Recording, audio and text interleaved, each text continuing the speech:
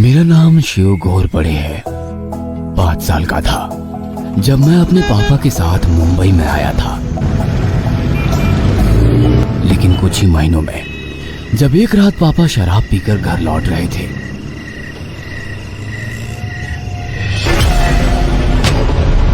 कुछ गुंडों ने उन्हें लूट कर उन्हें चाकू से घोंप दिया।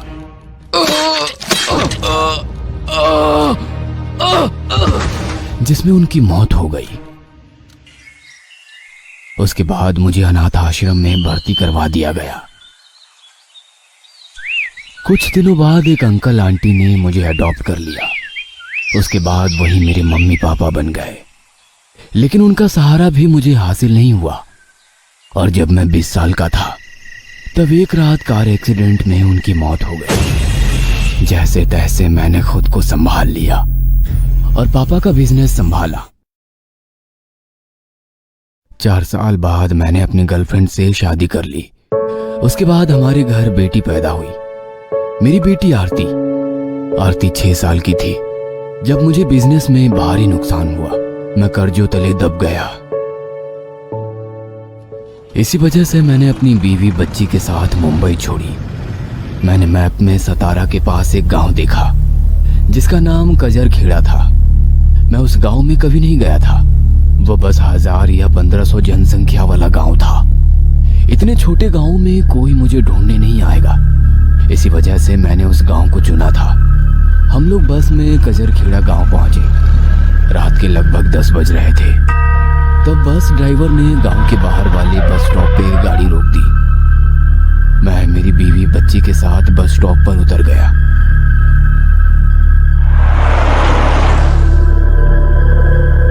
वहां पर एक बोर्ड लगा हुआ था जिस पर लिखा था कजरखेड़ा 2 किलोमीटर। मतलब वहां से गांव 2 किलोमीटर दूरी पे था। बरसात का मौसम था। हमने बस स्टॉप पर कुछ देर किसी गाड़ी के आने का इंतजार किया जो हमें गांव तक ले जाए। लेकिन आधा घंटा गुजर जाने के बाद भी वहां से कोई भी गाड़ी नहीं गुजरी। आसमान में काले बादल छाए हुए थे। ठंडी हवाएं चल रही थी। मुझे डर था कि कहीं बारिश ना आ जाए। इसलिए मैंने और मेरी बीवी ने चलकर गांव तक पहुंचने का फैसला किया क्योंकि हमारे पास और कोई दूसरा चारा नहीं था। मैंने सारा सामान उठा लिया और हम लोग गांव की तरफ पैदल निकल पड़े।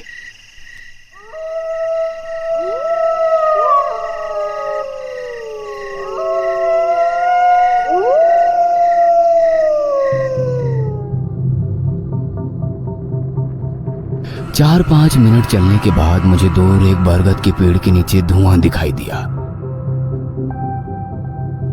जब मेरी बीवी ने उधर टॉर्च दिखाई तो हमने देखा कि एक 50-60 साल उम्र का आदमी जिसने धोती और कुर्ता पहना था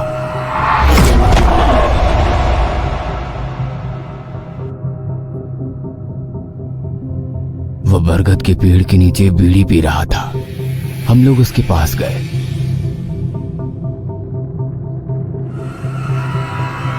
भाई साहब, किसके घर जाना है आपको? हमें पास आता देख उस अजनबी आदमी ने हमसे पूछा। जी हम लोग मुंबई से आए हैं और कुछ दिनों तक इसी गांव में रहना चाहते हैं। हमें यहाँ पर किराए पे कोई घर मिल सकता है? घर तो नहीं मिल सकता क्योंकि गांव वालों के पास ही 1-2 कमरे वाले छोटे घर है। वो कहाँ आपको घर देंगे? उसने हमसे कहा। ये सुनकर हम लोग थोड़ा उदास हो गए। तभी वो आदमी बोला, घर तो नहीं है लेकिन मेरी एक पुरानी कोठी है जो कुछ दिनों से बंद पड़ी है। चाहे तो आप वहाँ पर रह सकते हैं। उसने मुझसे कहा। मुझे लगा कि मैं कोठी कहाँ से रेंट कर पाऊंगा, इसलिए मैंने अपनी पत्नी की ओर देखा। उस आदमी को मेरी परेशानी समझ आ गई। अरे आप निश्चिंत रहिए, आपको जितना भाड़ा देना है उतना दो क्योंकि वैसे भी वो खाली ही पड़ी है। 4000 चलेगा क्या? है क्यों नहीं, बिल्कुल चलेगा। वैसे आपकी कोठी है कहाँ? ये क्या, इस पेड़ के पीछे। उस आदमी ने कहा। मैंने जरा सा बाजू हटके उस ओर देखा तो वहां पर 2 मंजिला एक पुरानी कोठी थी और वो बरगद का पेड़ कोठी के कंपाउंड वॉल के बाहर था। वो आदमी हमें कोठी में ले गया उसने हमें बताया कि उसका नाम प्रताप राव है और उसने गांव में 2 मंजिला बंगला बनाया है। इसी वजह से उसने ये कोठी छोड़ी है। उसने अपने पास के चाबी से दरवाजा खोला, हमें कोठी के अंदर बुलाया।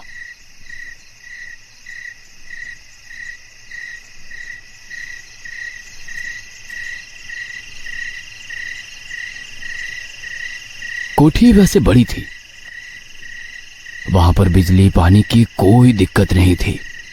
दीवार पर प्रताप राव और उसकी बीवी और उसके छोटे बच्चे की तस्वीरें थी। तभी मेरी बीवी ने मुझे हाथ के कोहनी से धक्का दिया और उसे सब बताने का इशारा किया। तब मैंने प्रताप राव को बताया कि मैंने कर्जे के चलते मुंबई छोड़ी है और मैं नहीं चाहता कि कोई ये जाने कि मैं यहाँ पर छिपा हुआ हूँ। इसलिए मैंने उससे कहा कि इस कोठी में कोई रहता है, ये बात वो किसी को ना बताए। प्रताप राव ने हाँ कर दी और हम लोग निश्चिंत हो गए। मैंने प्रताप राव को कुछ पैसे दिए और कल गांव से कुछ ग्रोसरी लाने की रिक्वेस्ट की। प्रताप राव ने इसके लिए भी हाँ कर दी। प्रताप राव ने हमें पूरी कोठी दिखा दी। नीचे एक लिविंग रूम और एक किचन था और दूसरे मंजिल पर 5 बेडरूम थे। कोठी दिखाने के बाद प्रताप राव वहां से चला गया। मैंने और मेरी बीवी ने एक बेडरूम की साफ सफाई की और हमारे बच्चे के साथ बेड पर सो गए।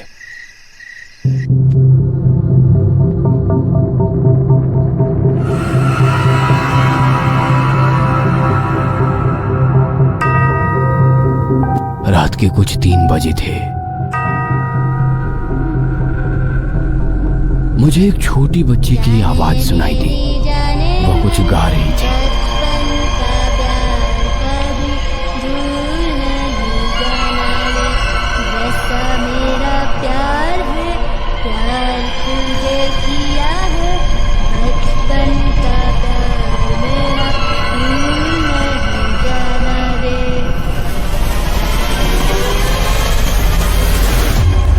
तो और मुझे मेरी छाती भी कुछ बारी बारी सी लग रही थी।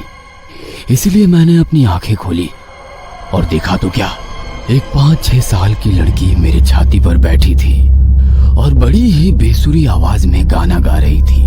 जाने मेरी जाने मन, बचपन का प्यार कभी भूल नहीं जाना रे। उसकी आंखें लाल थी, आंखों की चारों ओर काले घेरे थे, दांत मुंह से बाहर निकले हुए थे और बाल लंबे थे।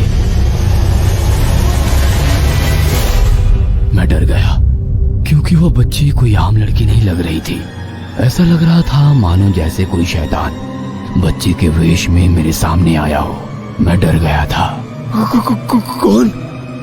कौन हो तुम? इतनी जल्दी भूल गए मुझे तुम? वो लड़की बेसुरे और फटी आवाज में मुझसे बोली, तुम्हें मेरे साथ चलना पड़ेगा शिव। ऐसा कहकर उसने चिल्लाकर मेरा गला घोटना शुरू कर दिया। मेरी सांसें अटक रही थी। मैं अपना गला उसके हाथों से छुड़ाने की कोशिश कर रहा था, लेकिन उस बच्ची की पकड़ बहुत ही मजबूत थी। मुझे लगा कि ये मेरा आखिरी दिन है और मैं अब मर जाऊंगा। इसी खौफ से मैंने उस लड़की को जोर से धक्का दिया। वैसे वो उड़कर नीचे गिर गई और मैं हाफते हुए उठ गया। मैंने उसकी तरफ देखा तो वो रेंगते हुए बेड के नीचे चली गई। मैं जोर जोर से सांसें लेते हुए हाँफ रहा था। इतने में मेरी बीवी जाग गई। अरे क्या हुआ? आप इतने हाफ क्यों रहे हो और आपको इतना पसीना क्यों आया हुआ है? मेरी बीवी ने मुझसे पूछा। मैंने उसे बताया कि एक शैतान बच्ची ने अभी अभी मुझे मारने की कोशिश की है और वो अभी बेड के नीचे छिपी हुई है। यह सुनकर मेरी बीवी भी पहले डर गई। वह धीरे से बेड के नीचे उतर गई और उसने बेड के नीचे झांक कर देखा।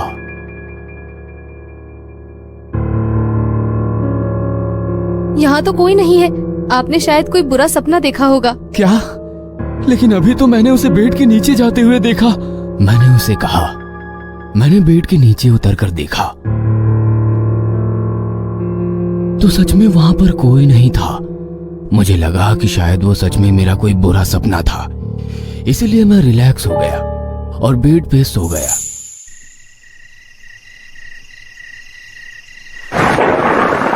दूसरे दिन आसमान दिन भर काले बादलों से ढका रहा और जोरदार बारिश हो रही थी। मैं बेडरूम में बेड पर लेटा हुआ था।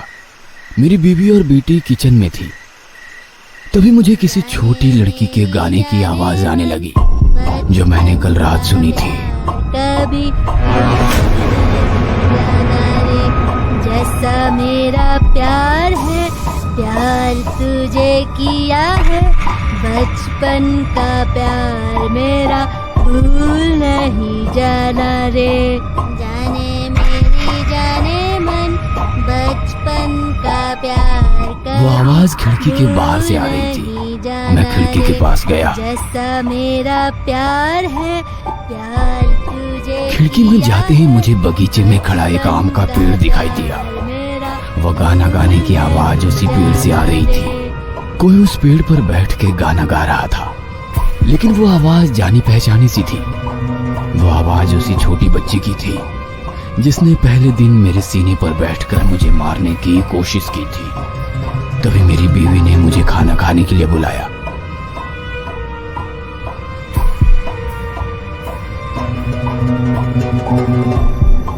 तो मैं खाना खाने के लिए रसोई घर में गया।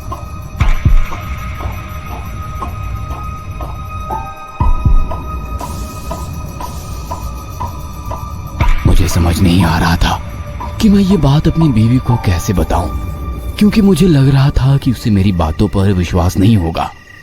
हम लोग खाना खाने के लिए जमीन पर बैठ गए थे, क्योंकि उस घर में डाइनिंग टेबल नहीं था। मेरी बीवी ने पहला निवाला मेरी बेटी आरती को खिलाया।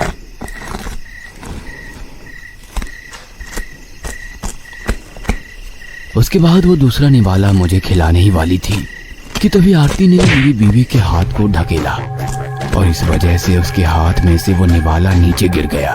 शिव से दूर रहना, वो सिर्फ मेरा है। आरती बेटा, तुमने ऐसा क्यों किया? ए डायन, मैं तुम्हारी बेटी नहीं हूँ, तू बस मेरे शिव से दूर रहना। आरती ने गुस्से में मेरी बीवी से कहा। मुझे और मेरी बीवी को लगा कि आरती को जलन हो रही है, जैसे हर बच्चे को होती है जब उसके माँ पिता एक दूसरे के साथ होते हैं तो। अच्छा, तो फिर कौन हो तुम? मैं लिली हूँ, शिव की लिली, और शिव सिर्फ मेरा है। आरती ने मेरी बीवी से कहा। यह सुनकर मैं और मेरी बीवी दोनों मुस्कुराए और आरती से बोली, लेकिन शिव तो मेरा है। यह देख आरती का गुस्सा और ज्यादा बढ़ गया और उसने मेरी बीवी के हाथ को नाखूनों से नोचा और बोली, डायन, कहा था ना मेरे शिव से दूर रहना। यह देखकर मुझे गुस्सा आ गया और मैंने आरती को चांटा मार दिया। तूने मुझे मारा? अब मैं इसे जिंदा नहीं छोड़ूंगी। ऐसा कहकर आरती किचन से भाग गई।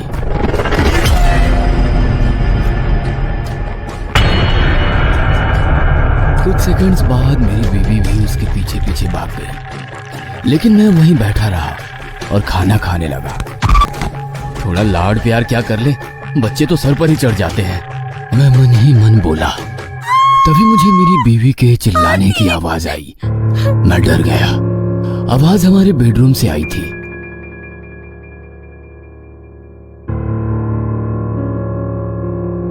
मैं जब बेडरूम में पहुंचा तो मैंने देखा कि मेरी बीवी खिड़की में खड़ी नीचे देख रही थी और आरती का नाम पुकार कर रो रही थी। आरती! क्या हुआ? तुम क्यों रो रही हो? मैंने उससे पूछा। तो वो बोली, आरती खिड़की से नीचे कूद गई है। और वो रोने लगी। हमारा बेडरूम दूसरी माले पर था और मेरी बीवी कह रही थी कि आरती खिड़की से नीचे कूद गई है। ये क्या कह रही हो तुम? आप ही देख लो। मेरी बीवी ने रोते हुए कहा। मैंने खिड़की से नीचे झांक कर देखा तो जमीन पर कुछ भी नहीं था। अभी भी बाहर जोरदार बारिश हो रही थी। बादल जोर जोर से गरज रहे थे। कहाँ है आरती? मैंने अपनी बीवी से पूछा। तब मेरी बीवी ने खिड़की से नीचे देखा और बोली, अभी कुछ देर पहले तो वो यही नीचे पड़ी हुई थी। उसका सर उस पत्थर पर गिर गया था और उसके सर से दिमाग बाहर निकल गया था। उसने मेरे आंखों के सामने दम तोड़ा था। हाँ, तो फिर वो अचानक से कहाँ चली गई? मैंने उससे पूछा। तभी हमारे पीछे से आवाज आई। मैं यहाँ हूँ पापा। जब हमने पीछे देखा तो आरती बेड के नीचे से बाहर आ गई। ये देखो, ये शैतान तो बेड के नीचे छिपी थी, मैंने अपनी बीवी से कहा और मैं आरती के पास जाने लगा। तभी मेरी बीवी बोली, रुक जाओ शिव, उसके पास मत जाओ, वो हमारी बेटी नहीं है। हमारी बेटी कुछ देर पहले ही खिड़की से कूदकर मर गई है। मैंने मेरी आंखों से उसे दम तोड़ते हुए देखा है। क्या पागलों जैसी बातें कर रही हो? हमारी बेटी हमारी आंखों के सामने है। मुझ पर यकीन करो शिव, बेटी मर चुकी है, ये कोई और है। मैं जब कमरे में आई थी तब आरती खिड़की में बैठी हुई थी। मैं उसके पास ही जाने वाली थी कि वो मुझे बोली, वहीं रुक जाओ वरना मैं नीचे कूद जाऊंगी। इसीलिए मैं वहीं रुक गई। उसकी आंखों में गुस्सा भरा हुआ था।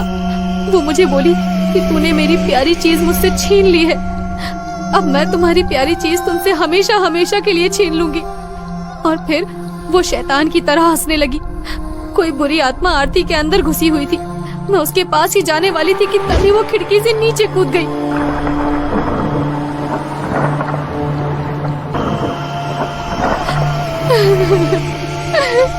चुप करो यार, तुम पागल हो गई हो क्या? हाँ? अरे अपनी ही जिंदा बेटी को तुम जीते जी ही मार रही हो। मैंने प्रिया से कहा और आरती को गोद में उठा लिया। तुम समझने की कोशिश क्यों नहीं कर रहे हो? हमारी बेटी वहाँ नीचे।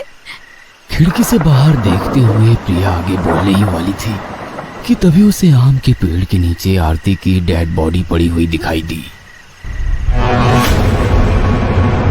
शिव, वो देखो, आरती की डेड बॉडी आम के पेड़ के नीचे पड़ी हुई है। चुप करो यार, हमारी बेटी मेरी गोद में है, देखो। मैंने गुस्से में चिल्लाकर उससे कहा।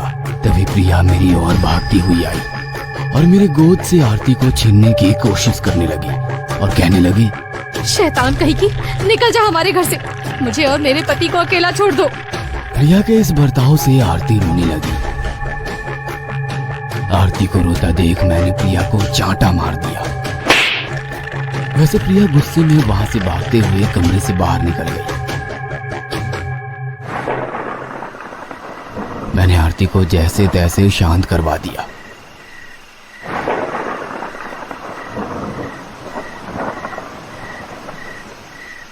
और बाद में उसे लिविंग रूम में टीवी दिखाने ले गया। टीवी कुछ पुरानी थी, पर मैंने उसे जुगाड़ करके सुबह ही ठीक करवा लिया था। टीवी से पहले ही एक डीवीडी प्लेयर जुड़ा हुआ था। मैंने डीवीडी प्लेयर में डीवीडी डाली और मूवी लगा दी।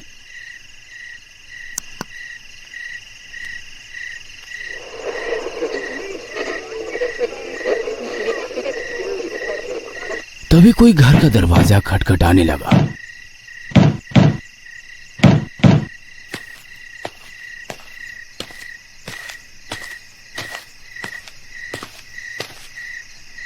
मैंने घर का दरवाजा खोला तो दरवाजे पर भीगा हुआ प्रताप राव खड़ा था। वो अपने साथ कुछ किराने का सामान लेकर आया हुआ था।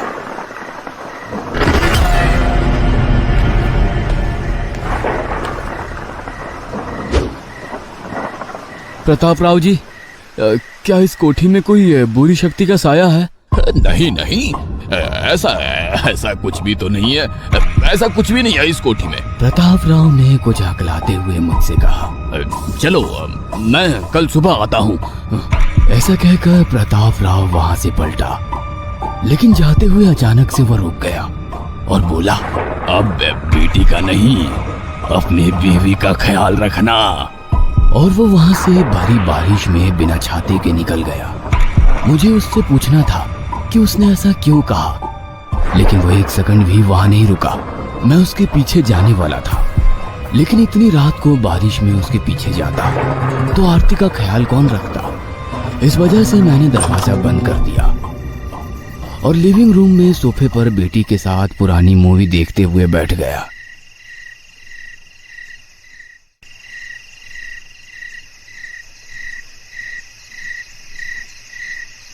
मूवी देखते देखते मेरी कब आंख लग गई, मुझे समझ ही नहीं आया। लेकिन देर रात को मेरी कानों में किसी के हंसने की आवाज गूंजी और मेरी आंख खुल गई। मैंने सामने देखा तो टीवी बंद चालू हो रहा था। मैंने मेरे बाजू में देखा तो वहां आरती नहीं थी। मुझे लगा कि वो प्रिया के साथ सोई होगी। तभी अचानक से टीवी चालू हो गया। उस पर हमारे बेडरूम की तस्वीरें आ रही थी। मेरी बीवी बेड पर सोई हुई थी। तभी उसके पीछे वाली दीवार से मेरी बेटी आरती छिपकली की तरह चलती हुई आई। उसके बाल बिखरे हुए थे, आंखें काली पड़ी हुई थी। उसने मुंह में एक चाकू पकड़ा हुआ था। तभी उसने मेरी तरफ देखा और मुस्कुराई। मुझे समझ ही नहीं आ रहा था कि ये आखिर क्या हो रहा है। तभी मेरी बेटी दीवार से बेड पर उतर गई।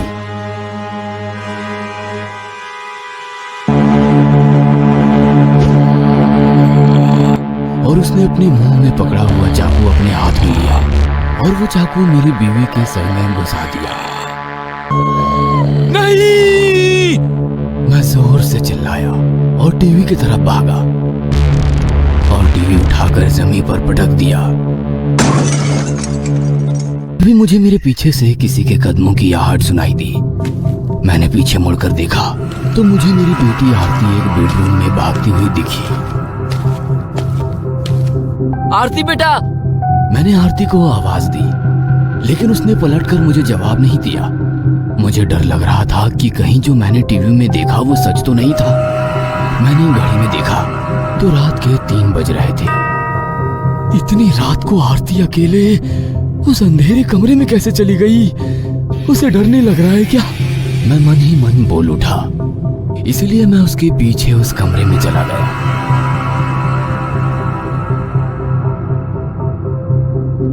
कमरे में अंधेरा था और उसमें कोई लाइट्स भी नहीं थी। आरती बेटा! बेटा तुम कहाँ हो? मैंने आरती को आवाज दिया, लेकिन उसने पलटकर जवाब नहीं दिया। मैंने जेब में से लाइटर निकाला और उसे जलाया।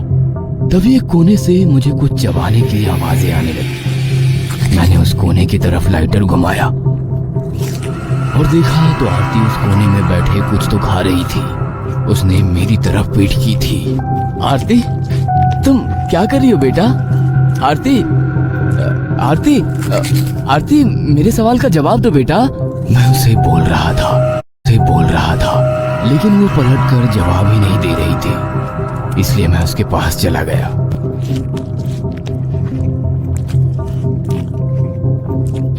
मैंने पीछे से उसके कंधे पर हाथ रख दिया। वैसे उसने मुड़कर देखा और उसे देखकर मेरे पैरों तले जमीन खिसक गई। आरती का मुंह खून से सना हुआ था और वो अपने मुंह में एक मांस का टुकड़ा चबा रही थी।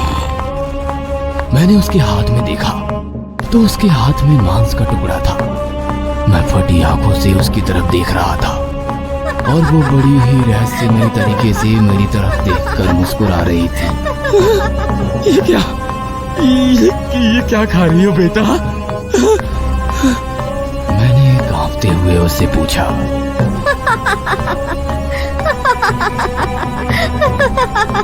माँ। उसने मुस्कुराते हुए जवाब दिया। मेरी रूह कांप उठी।